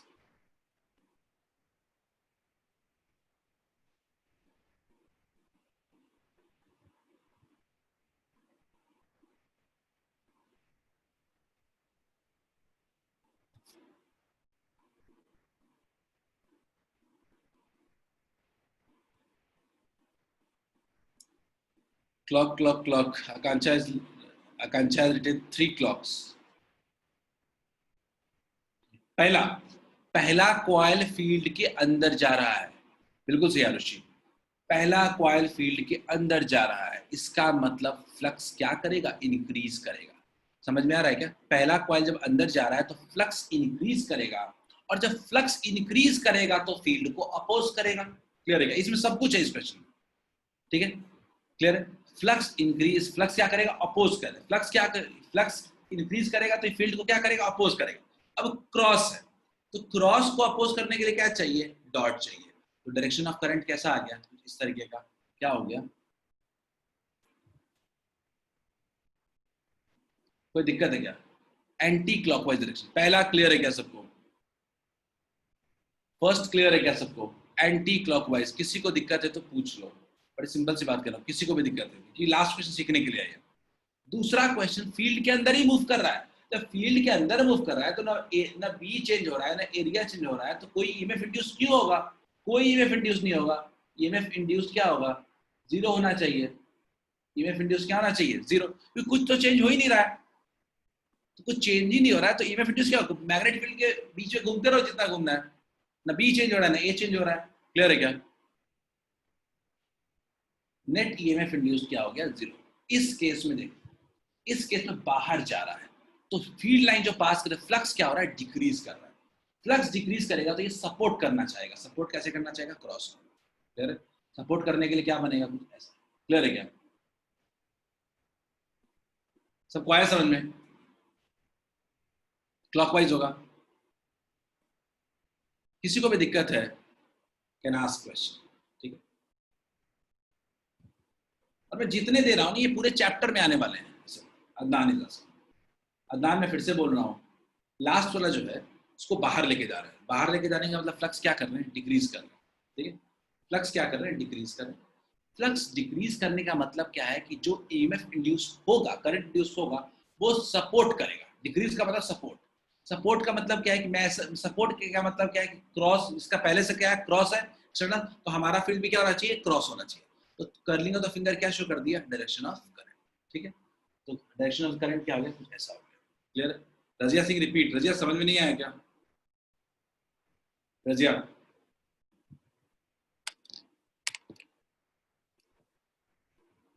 आस्क, पूछ लो आखिरी बार। श्रीयम नहीं समझ में आया? श्रीयम अगेन, मैं क्या कह रहा हूँ, मैं इसको रिपीट कर दे रहा हूँ। इस क्वेश्चन से सारी चीजें समझ में आ जाएंगी, ठीक है? मैं क्या कह रहा हूँ कि इस क्वेश्चन में बड़ी सिंपल सी बात है कि मैं कॉइल को अंदर लेके जाने की कोशिश कर रहा हूँ, फील्ड के, फील्ड के अंदर लेके जाने की कोशिश कर रहा हूँ। तो बिल्कुल बिल्कुल अभिषेक, तुरंत भेज दूंगा, ठीक है? तो मैं क्या कह रहा हूँ कि कॉइल को फील्ड के अंदर लेके जाने की कोशिश कर रहा हूँ, तो फ्लक्स क्या करेगा? इंक्रीज करेगा, ठीक है? फ्लक्स क्या करेगा? इंक्रीज करेगा। फ्लक्स इंक्रीज करने का मतलब हमें क्या करना पड़ेगा कि जो गिवन फील्ड है उसको अपोज करना पड़ेगा। इंक्रीज करने का मतलब, तो अपोज करने का मतलब सिंपल सी बात है कि पहले एक्सटर्नल फील्ड अगर क्रॉस है तो मेरा फील्ड कैसा होना चाहिए? डॉट होना चाहिए। और ये थंब जैसे ही आप पोजीशन करते हो, आपका curling of the finger direction show करता है, ठीक है? कर्लिंग ऑफ द फिंगर ने क्या डायरेक्शन शो किया? कर्लिंग ऑफ द फिंगर ने डायरेक्शन शो किया। श्रियम रजिया समझ में आया क्या? श्रियम रजिया, जिसको भी दिक्कत है समझ में आया क्या? फ्लक्स इंक्रीज किया तो अपोज करना पड़ा, ठीक है? ठीक है, आगे बात करते हैं। जिनको डाउट है वो रिप्लाई करें, ठीक है? अदनान क्लियर है, बढ़िया। अगला केस में हम देखते हैं कि इसको बाहर लेके जा रहे हैं कॉइल को। तो कॉइल को हम बाहर लेके जा रहे हैं तो फ्लक्स क्या हो रहा है? डिक्रीज करेगा, ठीक है? फ्लक्स क्या हो रहा है? डिक्रीज कर रहा है, ठीक है? Flux decrease. अच्छा एक चीज और, आज केमिस्ट्री क्लास आज पोस्टपोन्ड है आज, ठीक है? केमिस्ट्री क्लास पोस्टपोन्ड है, सर के घर पूजा थी, सर ने मुझे बताया था, तो थोड़ा सा मैं 2 मिनट एक्सटेंड कर सकता हूँ क्लास को, ठीक है? क्या? तो मैं क्या कह रहा हूँ कि कॉइल को बाहर लेके जा रहे हैं, कॉइल को बाहर लेके जा रहे हैं, तो कॉइल को बाहर लेके जा रहे हैं तो फ्लक्स क्या हो रहा है? डिक्रीज कर रहा है। डिक्रीज करने का मतलब जो एक्सटर्नल फील्ड है हमको उसको सपोर्ट करना है, ठीक है? हमको उसको सपोर्ट करना है, एक्सटर्नल फील्ड को सपोर्ट करना है। तो क्रॉस को सपोर्ट करने के लिए मेरा फील्ड भी क्या होना चाहिए? क्रॉसवर्ड्स होना चाहिए। तो हाथ क्या होगा मेरा? इस तरीके से होगा, तो मेरा फील्ड का डायरेक्शन, करंट का डायरेक्शन क्या हो जाएगा? जैसा। क्या क्लियर है रजिया, श्रियम? बिल्कुल, इनर्शिया में भी वही होता है, बट इनर्शिया कोई टर्म यहाँ पे यूज करने की जरूरत नहीं है, ठीक है? सबको समझ में आ गया है? अगर सबको समझ में आ चुका है तो क्यों ना last question of the day करते हैं इसको। ये नहीं कह रहा हूँ कि मैं आगे न्यूमेरिकल्स कराऊंगा, ठीक है? Last question of the day कम से कम ये कर।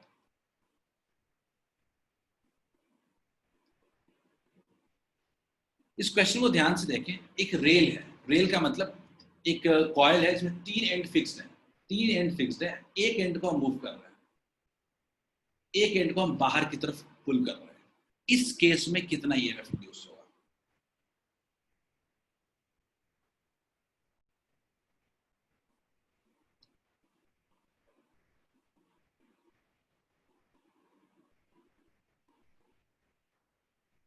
ये आगे आपको पढ़ना भी है, ये टॉपिक मोशनल ईएमएफ में इस तरह का क्वेश्चन, मैं सबके डायरेक्शन वाले पार्ट करवा रहा हूँ। बिल्कुल, मैं मैग्नीट्यूड नहीं पूछ रहा हूँ, डायरेक्शन पूछ रहा हूँ सीधा सीधा। मैं क्या हो रहा है कि 3 साइड फिक्स है और एक साइड को ना मैं मूव करके बाहर लेके जा रहा हूँ, ठीक है? तो क्या होगा ईएमएफ इंड्यूस? यानी पहले कॉइल यहाँ था, इनिशियली कॉइल को मूव करके हम यहाँ लेके जा रहे हैं, फोर्थ वाले पर। इस केस में आप मुझे बताइए कि ईएमएफ इंड्यूस का डायरेक्शन क्या होगा? हर्षराज ने कहा है क्लॉकवाइज होगा, देखते हैं। Preeti anti clockwise, Pragati anti clockwise, Pratyush anti clockwise, Shreya clockwise. ठीक है, अगेन कंफ्यूजन है इसमें। एंटी क्लॉकवाइज, मेजोरिटी से एंटी क्लॉकवाइज, कुछ लोगों ने क्लॉकवाइज भी कहा है। अनिशा एंटी क्लॉकवाइज, ठीक है। अनिकेत इंक्रीज होगा ना सर, एरिया इंक्रीज होगा, बिल्कुल। तो अनिकेत ने एक रीजन भी दिया, अनिकेत ने कहा कि सर एरिया इंक्रीज कर रहा है तो फ्लक्स इंक्रीज कर रहा है, और फ्लक्स इंक्रीज कर रहा है तो हमें क्या करना पड़ेगा? अपोज करना पड़ेगा। इंक्रीज, फ्लक्स इंक्रीज कर रहा है तो हमें अपोज करना पड़ेगा। लॉजिक सिर्फ और सिर्फ इतना, ठीक। अपोज करना पड़ेगा। अपोज किसको करना पड़ेगा?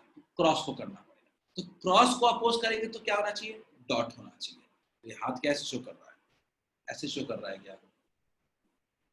एंटी क्लॉकवाइज शो कर रहा है क्या? जिन्होंने भी गलत आंसर दिया उनको समझ में आया क्या? या जिन्होंने भी गलत आंसर दिया समझ में आ गया क्या?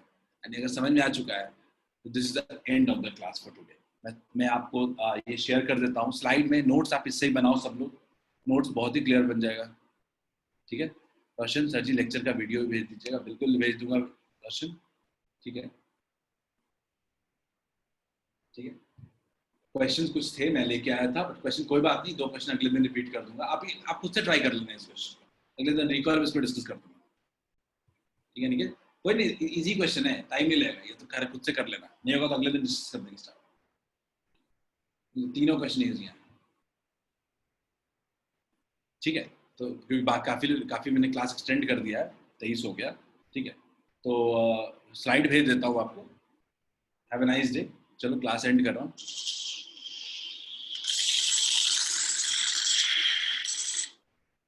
ठीक है। चलो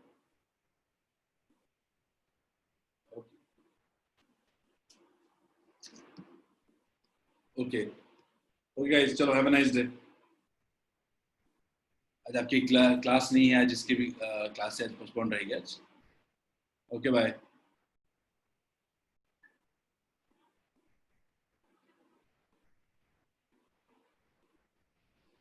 चलो हैव अ नाइस डे।